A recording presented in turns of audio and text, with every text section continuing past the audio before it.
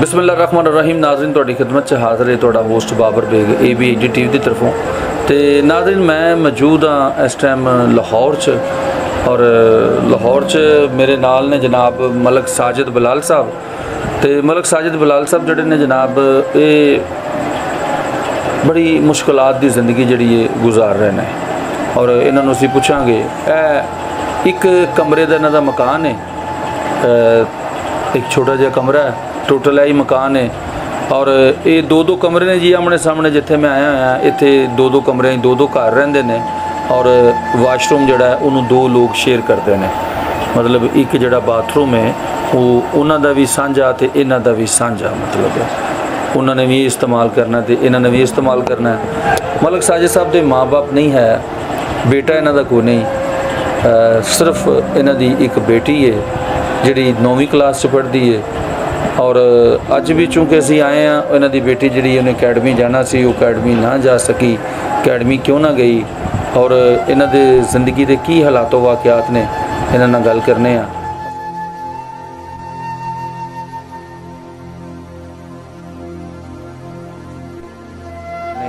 अस्सलाम वालेकुम जी। जी वालेकुम सलाम। की हाल है मलक साहब? अल्हम्दुलिल्लाह जी, अल्लाह पाक का शुक्र है। अच्छा साढ़े नाज़रीन नूं तुसीं ये दसो कि अज तो पहला की तुहाडा काम सी, की कर रहे सो तुसीं? मैं सर अज तो पहले दुबई च सी ते उत्थे मजदूरी कर रहे थे जनाब। करोना दे वायरस जो शुरू हुई है तो उत्थों मैनू वापस आना पे। बेटी मेरी इत्थे पाकिस्तान दे विच सी, तनहा ऐसे रूम दे विच रहिंदी सी ते दूसरे जिहड़े लोग रह रहे हैं उन्होंने सपुर्द मैं करके गया सी। भरा बनया मेरा भरा ही है, उन्होंने मैं कहा यार मेरी बेटी का ख्याल रखना। बहरहाल लोग ख्याल भी रखते सन, कभी उच्ची नीवी भी कोई हो जाती होगी, लेकिन तड़प जरूर है कि मेरी बेटी उत्थे कली है। तो मजदूरी वास्ते समुंदर पार गया वहाँ तो चलो अल्लाह पाक अपनी रहमत फरमाएगा। मेरा तो फ्यूचर कोई नहीं, ये फ्यूचर वास्ते कुछ ना कुछ जरूर होएगा। तो मैं सर छुट्टी आया वापस कि चलो करोना की वजह तो मैं वापस ही चला जाना वहाँ कि अपनी बेटी को भी मिल लवांगा। मैं वापस आया इत्थे तो इस तो बाद मैं ट्राई किया कि मैं वापस चला जावां तो उन्होंने सिस्टम भी बदल दिता कि जी जिहदी अप्रूवल पास होएगी वो बंदा वापस आ सकता। तो मेरा उड़ना बिछाना जिहड़ा सी सर वो मजदूरी बाहर दी सी। पाकिस्तान के हालात अच्छे नहीं सी, मैं बड़ा परेशान होकर इत्थों निकलिया था मजदूरी वास्ते तो उत्थे गया वहाँ तो वापस आया वहाँ तो फिर उस हालात के जिस तरह एक कैदी नूं थोड़ी देर वास्ते बाहर कढ़ दिता जाता है तो फिर उन्होंने वापस हवालात बंद कर दिता जाता है या जेल है। मेरे वास्ते सर एक किस्म की जेल ही है जिथे मैं रह रहा वहाँ तो अच्छी जगह तो आया वहाँ। अच्छी सोच हैगी सी कि अपनी बेटी नूं पढ़ावांगा लिखावांगा। बेटियां मेरियां दो ने, मेरी वाइफ फौत हो चुकी है लेकिन वो दूसरी बेटी मेरे भरा को है क्योंकि वाइफ जो तो फौत हुई है तो बेटी मेरी जी ना छिले सी 1 महीने की सी। तो उस तो बाद फिर मैं नहीं उन्होंने संभाल सकिया, अफोर्ड भी नहीं कर सकना सा। तो यह मेरी सर जिंदगी इस लिए बड़ी अजियत। अच्छा तो किन्ने पैसे दे के दुबई गए सो? पैसे सर जी उत्थे ही दिते ने 5 लाख रुपये, यानी मैं आज़ाद वीज़ा लिया, किसी को उधार फड़िया उत्थे। पहले मैं मजदूरी की, विजिट वीज़े ते गया, 9 महीने मैं विजिट वीज़े ते जनाब गुजारे। उस तो बाद लोगों को कुछ आप इकट्ठे किए, कुछ उतों लैके तो जिस बंदे ने वीज़ा दिता उन्हें कहा जी मैं मतलब 10,000 दरम दे विच वीज़ा जिहड़ा वो तुहानूं 10,000 दिरहम 10,000 दरम दे विच तुहानूं वीज़ा मिलेगा, जिहदे जो 7,000 कोई फीसा ही ने गौरमेंट दियां ते 3,000 रुपये उस तो उत्ते। लेकिन वो वीज़ा जो होगा वो आज़ाद होएगा, तुसीं किसी कंपनी के मुलाजम नहीं गए, अपनी मर्जी की तनख्वाह ने जिथे भी लगना चाहो लग सकते हो। उसका फ़ायदा भी होया कि भी आज़ाद वीज़ा मिल गया, नुकसान उसका यह होया कि काम ना मिले, जिथे जाना उतो काम ना मिलना, जिथे जाना काम ना मिलना। मैं तनख्वाह का पता करना तो 900 800 1000 900 800 1000 किन्ने दा दिरहम है? दिरहम उस वेले तो सर 43 रुपये का सी। इसका रेट मुख्तलिफ होंगे, कभी 42 का हो जाता, कभी 43 का हो जाता। अच्छा तो 800-900 दिरहम तनख्वाह सी? 800-900 दिरहम के किराया भी पाकिस्तानी 30-35,000 जी सर, किराया भी उत्थे देना। अच्छा जिहड़ा रूम लैना वे उत्थे बैड स्पेस लई दी सी, उसका 300-400 रुपया किराया भी, फिर खाना भी, फिर ट्रांसपोर्ट भी। तो वो बड़ा मुश्किल जिहा टाइम पास हो रहा है। लेकिन ये कि शुक्र अल्हम्दुलिल्लाह कि बच्ची मेरी है सी, मैं कुछ ना कुछ फीसा वगैरह 100-200-300 दरम 100-200-300 दरम मैं उन्हें भेजता रहना सा तो गुजारा हो रहा सी। तो हुण मैं सर वापस आ गया, मैं मार्च के वापस आया वहाँ 19 ਮਾਰਚ ਦਾ, ਤੇ 19 ਮਾਰਚ ਤੋਂ ਹੁਣ ਤੱਕ ਲੈ ਕੇ ਮੇਰੀ ਹਾਲਤ ਜਿਹੜੀ ਉਹ ਦਿਨ ਬ ਦਿਨ ਖਰਾਬ ਹੁੰਦੀ ਜਾ ਰਹੀ ਹੈ, ਕਿਉਂਕਿ ਅੱਗੋਂ ਕੋਈ ਮੈਨੂੰ ਚਾਂਸ ਵੀ ਨਜ਼ਰ ਨਹੀਂ ਆ ਰਿਹਾ। ਸਾਲ ਪੂਰੇ ਦਾ ਵੀਜ਼ਾ ਮੇਰੇ ਕੋਲ ਮੌਜੂਦ ਹੈਗਾ, ਮੇਰੇ ਵਰਕ ਪਰਮਿਟ 'ਤੇ ਹੈ। ਠੀਕ, 1 ਸਾਲ ਪੂਰਾ ਇਹਦਾ ਅਜੇ ਬਾਕੀ ਹੈ। ਲੇਕਿਨ ਟ੍ਰੈਜਡੀ ਇਹ ਹੋਈ ਹੈ ਕਿ ਹੁਣ ਉਹ ਕਹਿ ਰਹੇ ਨੇ ਕਿ ਜੀ ਸਾਨੂੰ ਗਵਰਨਮੈਂਟ ਨੂੰ ਅਪਰੂਵਲ ਭੇਜੋ, ਅਸੀਂ ਅਪਰੂਵਲ ਤੁਹਾਡੀ ਪਾਸ ਕਰਾਂਗੇ ਐਪਲੀਕੇਸ਼ਨ, ਤੇ ਫਿਰ ਵਾਪਸ। ਜੇ ਅਪਰੂਵਲ ਪਾਸ ਨਹੀਂ ਹੋਈ ਤਾਂ ਫਿਰ ਇੱਥੇ ਹੀ, ਤੇ ਜੇ ਅਪਰੂਵਲ ਪਾਸ ਵੀ ਹੋ ਜਾਏ ਸਰ ਜੀ, ਤਾਂ ਉਸ ਤੋਂ ਬਾਅਦ ਫਿਰ ਟਿਕਟ ਦਾ ਮਸਲਾ ਹੈ। ਟਿਕਟ ਵੀ 40-45 ਹਜ਼ਾਰ ਰੁਪਏ ਦੀ, ਕਰੋਨਾ ਟੈਸਟ ਹੈ ਉਹਦੇ ਪੈਸੇ ਵੀ ਨੇ, ਤੇ ਇਹ ਸਾਰੀਆਂ ਸੂਰਤਾਂ ਹਾਲ ਨੇ। ਜਨਾਬ ਨੂੰ ਦੱਸਣ ਦਾ ਮਕਸਦ ਇਹ ਹੈਗਾ ਕਿ ਮੈਂ ਇਸ ਵੇਲੇ ਬਹੁਤ ਪਰੇਸ਼ਾਨ ਹਾਂ, ਮੇਰੀ ਮਾਲੀ ਹਾਲਾਤ ਤੇ ਬਿਲਕੁਲ ਖਤਮ ਹੋ ਚੁੱਕੇ।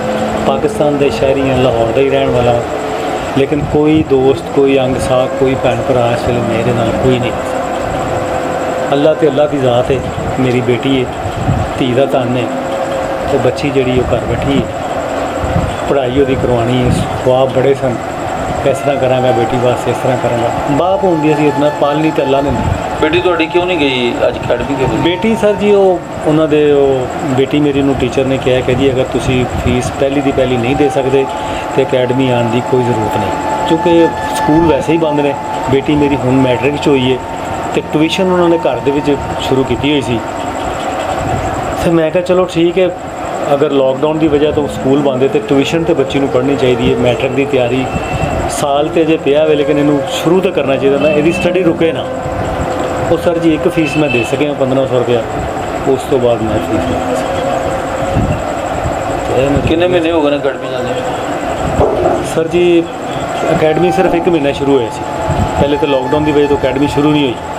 ਇਹ ਪਿਛਲੇ ਮਹੀਨੇ ਉਹਨਾਂ ਨੇ ਖੋਲ੍ਹੀ ਹੈ। ਠੀਕ ਹੈ। ਘਰ ਦੇ ਵਿੱਚ ਟੀਚਰ ਨੇ ਕਿਹਾ ਜੀ ਤੁਸੀਂ ਇਹਨੂੰ ਬੱਚੀ ਨੂੰ ਭੇਜੋ, ਹੋਰ ਵੀ ਬੱਚੇ ਆਉਣਗੇ ਤੇ ਮੈਂ ਪੜ੍ਹਾ। ਤੇ ਮਲਕ ਸਾਹਿਬ ਪੜ੍ਹੇ ਹੋ ਤੁਸੀਂ? ਮੈਂ ਸਰ ਮੈਟ੍ਰਿਕ ਕੀਤਾ ਹੈ, ਇਸ ਤੋਂ ਇਲਾਵਾ ਮੈਂ ਤੁਰਕੀ ਜਾਣਦਾ ਵਾਂ, ਫਾਰਸੀ ਜਾਣਦਾ ਵਾਂ, ਅਰਬੀ ਜਾਣਦਾ ਵਾਂ, ਇੰਗਲਿਸ਼ ਲੈਂਗੁਏਜ ਬੋਲਣਾ, ਕਿਉਂਕਿ ਬਾਹਰ ਰਹਿੰਦੇ ਹੋਏ ਫਿਰ ਉਹ ਜਦੋਂ ਲੋਕਾਂ ਨਾਲ ਗੱਲਬਾਤ ਹੁੰਦੀ ਕਰ। ਅੱਛਾ, ਜਦੋਂ ਤੁਸੀਂ ਇੱਥੇ ਰਹਿੰਦੇ ਸੋ ਪਾਕਿਸਤਾਨ 'ਚ, ਤੇ ਉਦੋਂ ਤੁਸੀਂ ਕੀ ਕੰਮ ਕਰਦੇ ਸੋ? ਪਾਕਿਸਤਾਨ 'ਚ ਜਦੋਂ ਮੈਂ ਰਹਿੰਦਾ ਸੀ ਸਰ ਜੀ, ਉਦੋਂ ਮੇਰੇ ਵਾਲਦ ਸਾਹਿਬ ਦਾ ਆਪਣਾ ਕੰਮ ਸੀ, ਉਹਦੇ 'ਚ ਹੀ ਮੈਂ ਲੱਗਾ ਰਹਿੰਦਾ ਸਾਂ। ਉਹ ਕੀ ਕੰਮ ਸੀ? ਉਹ ਕੰਮ ਉਹਨਾਂ ਦਾ ਹੈਗਾ ਸੀ ਜੀ ਵਪਾਰ ਦਾ, ਕੁਛ ਚੀਜ਼ਾਂ ਲੈ ਲੈਣੀਆਂ, ਖਰੀਦ ਲੈਣੀਆਂ, ਵੇਚ ਦੇਣੀਆਂ। ਕਿਹੜੀਆਂ?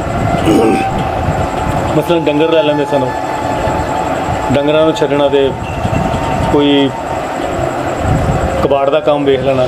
ਮਤਲਬ ਇਹੋ ਜਿਹੇ ਅਨਪੜ੍ਹ ਸਨ ਉਹ, ਨਾ ਮੇਰੀ ਵਾਲਦਾ ਪੜ੍ਹੀ ਸੀ ਨਾ ਮੇਰੇ ਵਾਲਦ ਪੜ੍ਹਿਆ ਸੀ। ਫਿਰ ਟਰਾਂਸਪੋਰਟ ਦਾ ਕੰਮ ਕਰ ਲਿਆ, ਵੈਗਨ ਬਣਾ ਲਈ, ਉਹ ਚੱਲਦੀ ਰਹੀ। ਫਿਰ ਲਾਸ ਹੋ ਗਿਆ। ਫਿਰ ਮਕਾਨ ਸੀ ਇਕਬਾਲ ਟਾਊਨ ਦੇ ਵਿੱਚ, ਹੁਮਾ ਬਲਾਕ ਦੇ ਵਿੱਚ, ਉਹਦੇ 'ਤੇ ਕਬਜ਼ਾ ਹੋ ਗਿਆ। ਉਹ ਚੱਕਰ ਨਾਲ ਸਾਡੇ ਕੋਲ ਲੈ ਲਿਆ ਕਿ ਜੀ ਮੈਨੂੰ ਅਮਰੀਕਾ ਭੇਜਿਆ ਜਾ ਰਿਹਾ ਸੀ। ਮੈਂ 1-2 ਚੱਕਰ ਸਾਊਦੀ ਅਰਬ ਦੇ ਲਾ ਬੈਠਾ ਸੀ, ਤੋਂ ਪਤਾ ਸੀ ਕਿ ਮੁੰਡਾ ਇਹਨਾਂ ਦਾ ਬਾਹਰ ਆਉਂਦਾ ਜਾਂਦਾ ਹੈ, ਲੇਕਿਨ ਇੰਨੀ ਕੋਈ ਕਮਾਈ ਨਹੀਂ ਸੀ ਸਰ ਕਿ ਲੱਖਾਂ ਦੇ ਹਿਸਾਬ ਨਾਲ ਮੈਂ ਕਮਾ ਰਿਹਾ ਸੀ। ਮਹਿਦੂਦ ਜੀ ਉਦੋਂ ਵੀ ਕਮਾਈ ਸੀ। ਤੇ ਉਹ ਫਿਰ ਮਕਾਨ ਜਿਹੜਾ ਨਾ ਉਹ ਇਸ ਚੱਕਰ 'ਚ ਕਿ ਜੀ ਤੁਹਾਨੂੰ ਅਸੀਂ ਅਮਰੀਕਾ ਭੇਜਨੇ, ਉਹ ਵੀ ਨਿਕਲ ਗਿਆ ਸਰ। ਮਕਾਨ ਅਮਰੀਕਾ 'ਚ ਦੇ ਬੈਠੇ? ਹਾਂਜੀ, ਅਮਰੀਕਾ ਜਾਣ ਦੇ ਪਿੱਛੇ। ਇਹ ਜਿਹੜੀ ਕਮਾਈ ਹੈ ਉਹ ਵੀਜ਼ੇ ਦੀ ਦੇ ਬੈਠੇ? ਜੀ ਸਰ। ਅੱਛਾ, ਤੇ ਇਹ ਜਿਹੜਾ 5 ਲੱਖ ਰੁਪਏ ਵੀਜ਼ੇ ਦਾ ਤੁਸੀਂ ਫਿਰ ਉੱਤੇ ਕਿੰਨੇ ਮਹੀਨੇ ਕਮਾ ਕੇ ਕਲੀਅਰ ਕੀਤਾ? ਮੈਂ ਸਰ ਜੀ ਅਜੇ ਤੱਕ ਪੈਸੇ ਦੇਣੇ ਨੇ, ਹੱਲੇ ਬਕਾਇਆ ਨੇ? ਹਾਂਜੀ, ਕਲੀਅਰ ਨਹੀਂ ਹੋ ਸਕਿਆ ਅਜੇ ਤੱਕ। ਤੇ ਕਿੰਨੀ ਦੇਰ ਰਹੇ? ਉਹਨਾਂ ਦਾ ਸ਼ੁਕਰਗੁਜ਼ਾਰ ਹਾਂ। ਮੈਂ ਸਰ ਜੀ 2019 ਦੇ ਵਿੱਚ ਗਿਆ ਵਾਂ ਤੇ 20 'ਚ ਵਾਪਸ ਆ ਗਿਆ। 19 'ਚ ਜਾ ਕੇ 20 'ਚ ਵਾਪਸ ਆ ਗਏ ਤੇ ਹੱਲੇ ਵੀਜ਼ੇ ਦੇ ਪੈਸੇ ਕਲੀਅਰ ਨਹੀਂ ਹੋਏ? ਜੀ, ਵੀਜ਼ੇ ਦੇ ਪੈਸੇ ਕਲੀਅਰ ਨਹੀਂ, ਉਹ ਮੇਰੇ ਤੇ ਕਰਜ਼ ਜਿਹੜਾ। ਕੀ ਸਮਝਦੇ ਹੋ ਮਲਕ ਸਾਹਿਬ ਤੁਸੀਂ ਇਹ ਕੈਸਾ ਸੌਦਾ ਕੀਤਾ ਹੈ ਕਿ ਮਤਲਬ ਤੁਸੀਂ ਉੱਥੇ 1.5 ਸਾਲ ਗੁਜ਼ਾਰ ਕੇ ਵੀ ਤੇ ਉਹ ਪੈਸੇ ਤੇ ਤੁਸੀਂ ਉਹਨਾਂ ਦੇ ਨਹੀਂ ਲਾ ਸਕੇ? ਹਾਂਜੀ। ਤੇ ਪਿੱਛੇ ਫਿਰ ਕੀ ਮਤਲਬ ਤੁਹਾਨੂੰ ਜਾਣ ਦਾ ਕੀ ਫਾਇਦਾ ਹੋਇਆ?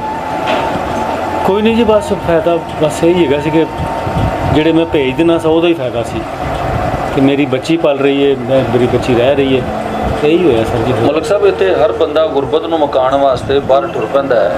ਚਲੋ ਬਾਹਰ ਜਿਹੜੇ ਗਏ ਨੇ ਅੱਲਾਹ ਪਾਕ ਉਹਨਾਂ ਨੂੰ ਆਪਣੀ ਪਨਾਹ 'ਚ ਰੱਖੇ, ਹਿਫਜ਼ੇ ਮਾਨ 'ਚ ਰੱਖੇ। ਦੁੱਖ ਵਰਿਆਮ ਹੁੰਦੇ ਨੇ, ਮਜਬੂਰੀ ਨਾਲ ਹੀ ਬੰਦਾ ਜਾਂਦਾ ਹੈ। ਲੇਕਿਨ ਪਤਾ ਨਹੀਂ ਸਾਡੇ ਜਿਹੜੇ ਨੌਜਵਾਨ ਨੇ ਮਤਲਬ ਬਹੁਤ ਜ਼ਿਆਦਾ ਜਿਹੜੇ ਨਹੀਂ ਜਾ ਸਕਦੇ, ਜਿਨ੍ਹਾਂ ਕੋਲ ਵਸਾਇਲ ਨਹੀਂ। ਉਹ ਜਦੋਂ ਕੋਈ ਬੰਦਾ ਸੌਖਾ ਹੈ ਜਾਂ ਉਹਦਾ ਅੱਗੇ ਕੋਈ ਉੱਥੇ ਹੈ ਵੇ ਸੈੱਟ ਹੈ, ਉਹਨੇ ਤੁਹਾਨੂੰ ਬੁਲਾਇਆ ਤੇ ਉਹਨੂੰ ਵੀ ਸੈੱਟ ਕਰ ਲਿਆ। ਲੇਕਿਨ ਜਿਹੜੇ ਨਵੇਂ ਬੰਦੇ ਨੇ ਜਾਣਾ ਉਹ ਤਾਂ ਬੜਾ ਵੱਡਾ ਜੂਆ ਖੇਡ ਰਿਹਾ। ਬੇਸ਼ੱਕ ਜੀ।